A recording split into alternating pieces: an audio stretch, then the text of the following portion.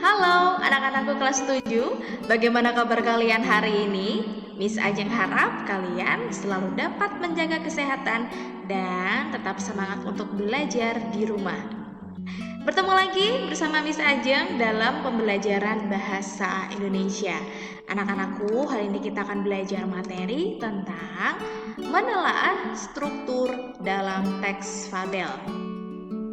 Struktur fabel terdiri dari 4 bagian anak-anak. Yang pertama adalah orientasi, yang kedua komplikasi, yang ketiga adalah resolusi, dan yang keempat adalah koda.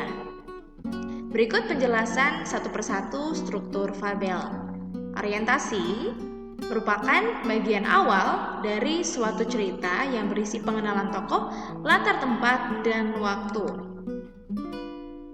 Komplikasi merupakan konflik atau permasalahan antara satu dengan tokoh yang lain. Komplikasi menuju pada klimaks atau puncak masalah. Resolusi merupakan bagian fabel yang berisi pemecahan masalah. Dan struktur yang terakhir yaitu adalah koda, adalah bagian terakhir fabel yang berisi perubahan yang terjadi pada tokoh dan pelajaran yang dapat dipetik dari cerita tersebut. Nah, kita sudah belajar tentang struktur teks fabel. Lalu selanjutnya kita akan belajar tentang menelaah variasi pengungkapan struktur teks fabel. Yang pertama adalah variasi pengungkapan orientasi.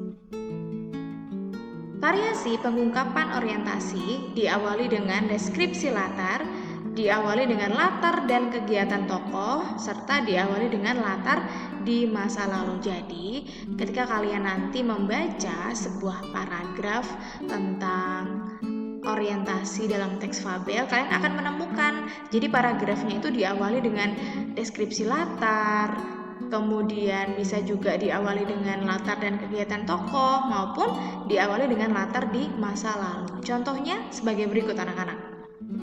Contoh paragraf diawali dengan deskripsi latar. Pagi itu sang mentari menampakkan diri dengan senyum terindahnya. Nah, ini adalah contoh dari deskripsi latar waktu. Anak-anak bisa membaca paragrafnya secara utuh.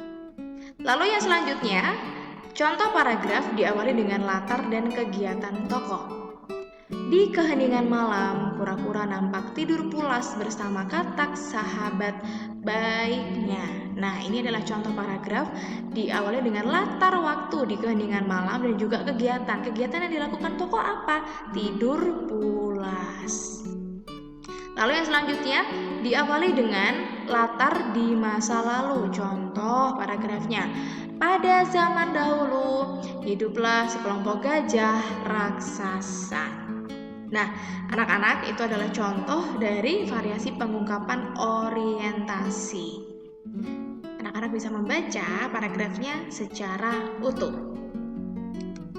Lalu yang selanjutnya yaitu variasi pengungkapan komplikasi. Nah, variasi pengungkapan komplikasi diawali dengan konflik batin, lalu diawali dengan konflik fisik, dan diawali dengan perubahan latar dan peristiwa tidak mengenakan tokoh. Contohnya sebagai berikut. Contoh paragraf diawali dengan konflik batin. Semakin lama, kura-kura merasa hidupnya tidak berguna lagi. Dia merasa hanya bisa merepotkan teman-temannya. Nah, konflik batin ini adalah konflik yang terjadi dalam diri si tokoh atau batin si tokoh. Ada pertentangan batin dalam diri si tokoh. Jadi dia merasa dirinya itu tidak berguna. Ini adalah contohnya seperti itu ya. Dia merasa tidak berguna lagi, hanya bisa merepotkan teman-temannya, seperti itu. Nah, ini contoh dari sekarang paragraf yang diawali dengan konflik fisik. Ketika gajah memasuki area perkampungan semut merah tanpa diduga, pasukan semut merah tiba-tiba menyerangnya. Semut menuduh gajah melakukan penghancuran perkampungannya. Gajah mengelak dan mencoba menjelaskan. Akan tetapi semut terus menyerang telinga gajah. Jadi kalau konflik fisik ini benar-benar terjadi konfliknya, masalahnya benar-benar terjadi. Nah, di sini contohnya menyerang, semut merah tiba-tiba menyerang. Nah, seperti itu ya. Oke, selanjutnya contoh paragraf diawali dengan perubahan latar dan peristiwa tidak mengenakan tokoh. Contoh paragrafnya, bulan berganti bulan, tahun berganti tahun. Ternyata semua keadaan tak ada yang abadi. Persahabatan gajah dan semut dilanda perpecahan. Semut mulai mengkhianati persahabatan itu. Mana perubahan latar? Betul, kalimat yang pertama ya.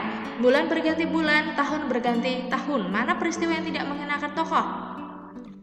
Kalimat kedua dan ketiga, Miss. Betul. Jadi persahabatan gajah dan semut dilanda perpecahan. Semut mulai mengkhianati persahabatan itu. Ini adalah contoh dari peristiwa tidak mengenakan.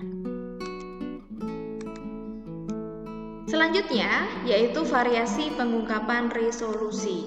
Jadi, variasi pengungkapan resolusi diawali dengan meredanya konflik dan diawali dengan dialog yang menandakan amannya keadaan.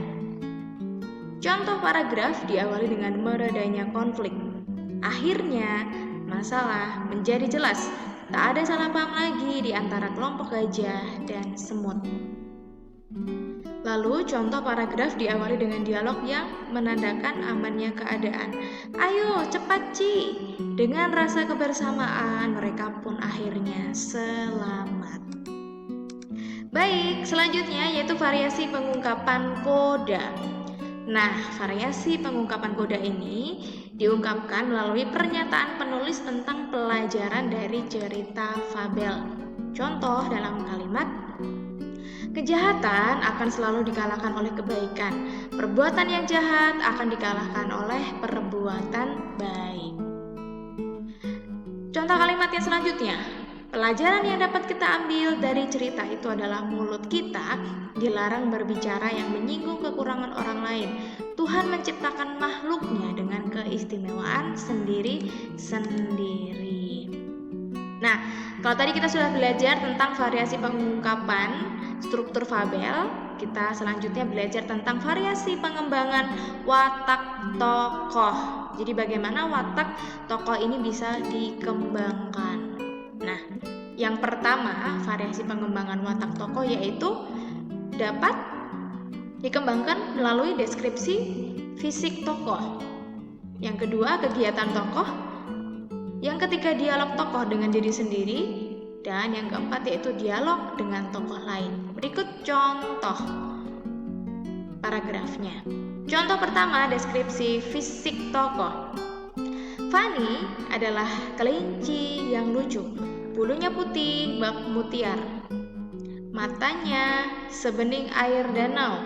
Jika ia makan, bibir merahnya yang cantik akan bergerak indah. Kecantikan Fanny tidak diragukan lagi di hutan Ambarata.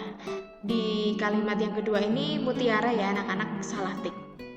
Oke, jadi ini adalah contoh dari deskripsi fisik tokoh. Yang dijelaskan adalah fisik tokoh. Selanjutnya yaitu kegiatan tokoh. Singa mengaum menunjukkan taringnya yang putih dan tajam. Ia menggaruk-garuk tanah menandakan amarahnya sedang memuncak. Bulu yang ada di sekitar kepalanya bergoyang seram. Semua hewan di hutan bergidi ketakutan. Ini diungkapkan dengan kegiatan tokoh. Selanjutnya, contoh dialog tokoh dengan diri sendiri. Ah, kue ini pasti nikmat sekali, apalagi jika kumakan sendiri tanpa berbagi dengan mereka, gumamnya dalam hati. Selanjutnya juga diungkapkan watak tokoh yaitu dengan dialog dengan tokoh lain. Ah, kamu tidak bisa terbang karena kakimu kecil. Kalau kakiku sempurna bisa melompat kemana-mana, kata katak pada semut. Selanjutnya yaitu kita belajar tentang pola pengembangan judul. Nah, judul yang baik itu dapat dikembangkan melalui beberapa hal. Yang pertama, yaitu judul bisa berasal dari nama tokoh. Contohnya, Cici dan Serigala, Kancil dan Tikus. Lalu, judul bisa dikembangkan berdasarkan sifat tokoh. Contohnya, tikus yang baik, gajah penolong, merak yang pemurah. Lalu judul juga bisa diambil dari tema. Contohnya semua istimewa.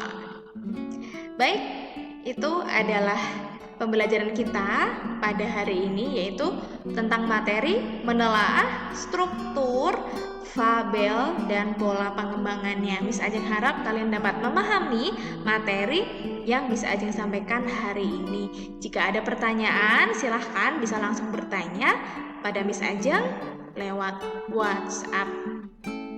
Jangan lupa setelah ini akan ada tugas di Google Classroom yang harus kalian kerjakan. Sampai jumpa pada video pembelajaran selanjutnya.